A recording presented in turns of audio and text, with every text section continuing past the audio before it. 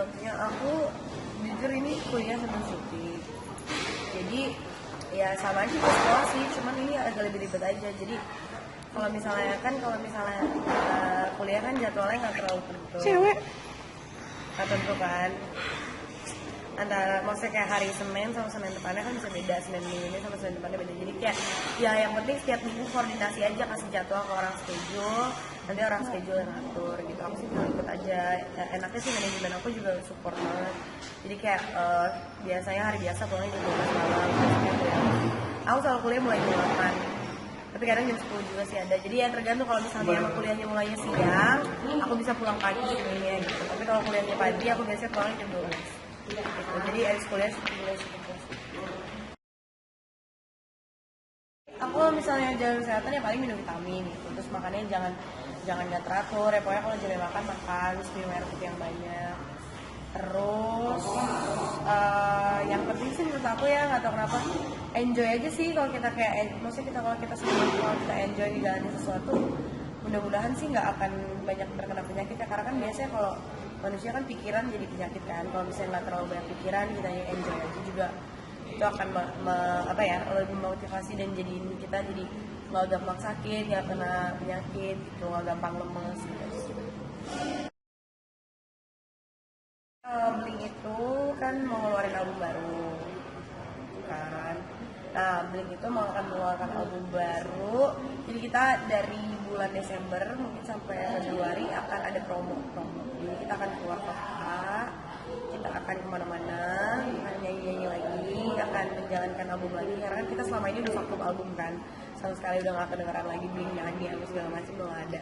Jadi sekarang kita mau balikin lagi, kita mau nyanyi, mau bikin album, mau promo album, mau promo ke radio, mau promo ke TV, mau promo ke kota-kota gitu. Jadi doain aja semoga semuanya lancar. Dan proyek terdekat kita sih sebenarnya film, cuman filmnya tunggu nanti. Kita juga belum promo nanti. Kalau udah promo kita juga mau promo ke luar kota gitu, nanti dikasih tahu schedule pasti terdekat.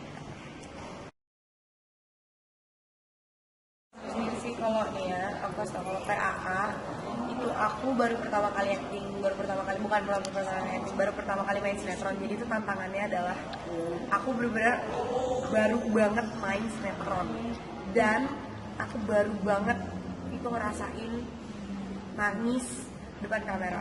Itu tantangannya itu. Kalau yang DDS, tantangannya adalah perubahan karakternya. Jadi aku di PA itu anak baik-baikan sama Blink segala macam.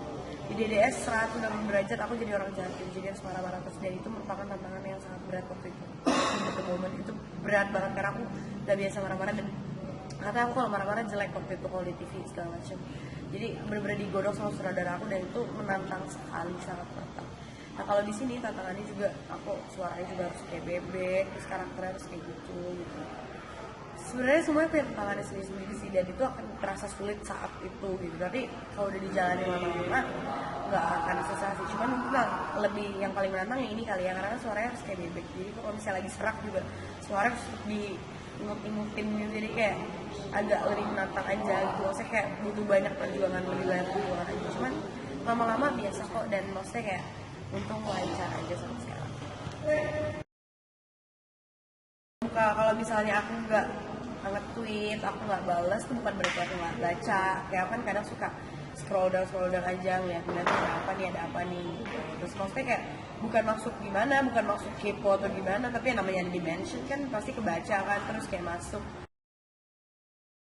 Sebenarnya apa ya, kalau masalah kayak gitu sih aku yakin, maksudnya gini, orang ngefans sama seseorang, kayak misalnya orang menggemari satu orang itu, menggemari idolanya itu berarti tanda orang maksudnya udah bisa memilih dia tuh, gue suka nih sama yang ini gitu kan. Dan misalnya dari beberapa banyak public figure, banyak apa, kalau misalnya orang ngefans sama itu kan berarti dia pribadi kan, kayak emang gue pengen ngefans sama dia itu, bukan karena dia gimana.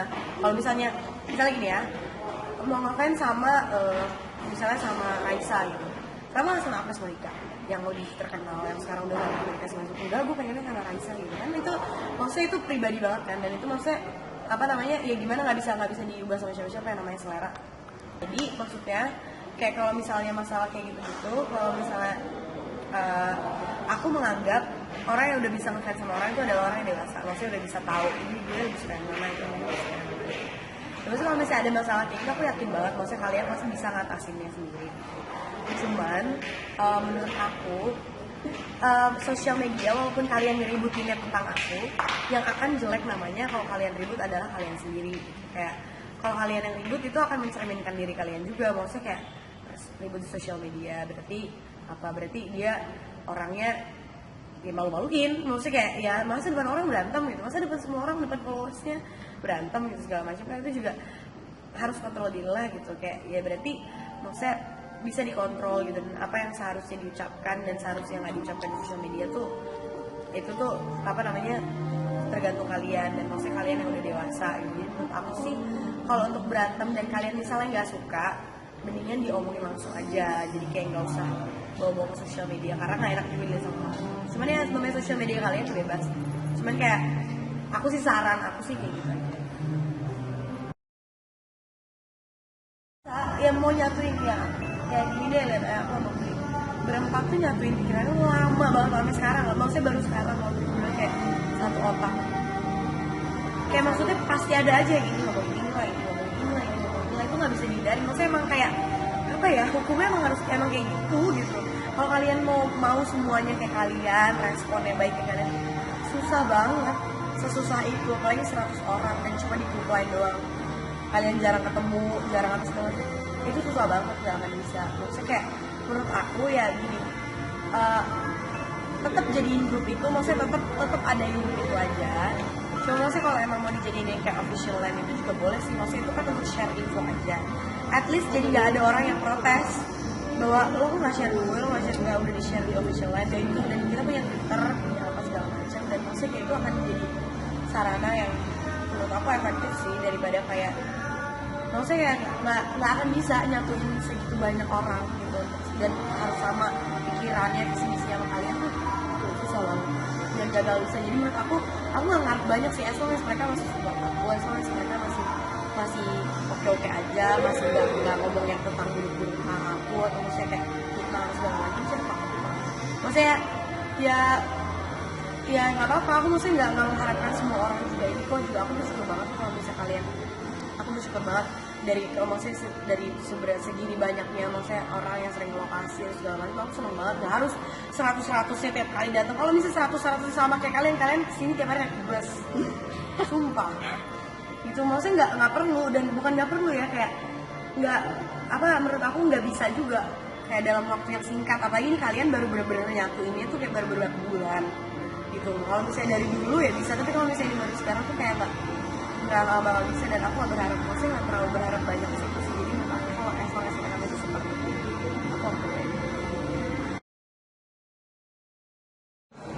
Kalau untuk PC itu sih aku seneng banget, maksudnya kayak ternyata inisiatifnya juga banyak, dan maksudnya kayak itu yang membuat aku tambah ya terbuka aja matanya bahwa ternyata di luar sana masih banyak juga yang ngasih support aku, masih banyak juga yang peduli dengan apa karir aku, kehidupan aku, karya-karya aku gitu. Jadi aku seneng banget, apalagi kayak udah ada, maksudnya kayak udah dibagi-bagi lagi, maksudnya per daerahnya, berapa ya segala macam.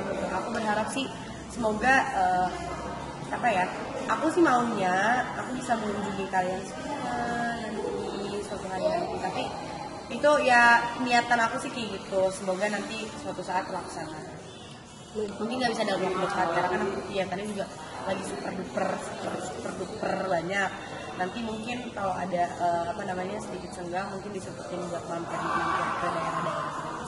So tunggu kehadiranku. Aku ini nggak pernah merasa terganggu, maksudnya kayak kalau terganggu gitu atau gimana sih nggak sama sekali ya. Kayak ya aku benar-benar menghargai kok segala, maksudnya kayak usaha dan segala macamnya. Terus kayak apa ya, aku rasanya ya teman aja, karena aku juga sering kayak gitu sama temen aku, nyamperin mana kayak gitu, dan aku rasanya kayak gitu aja.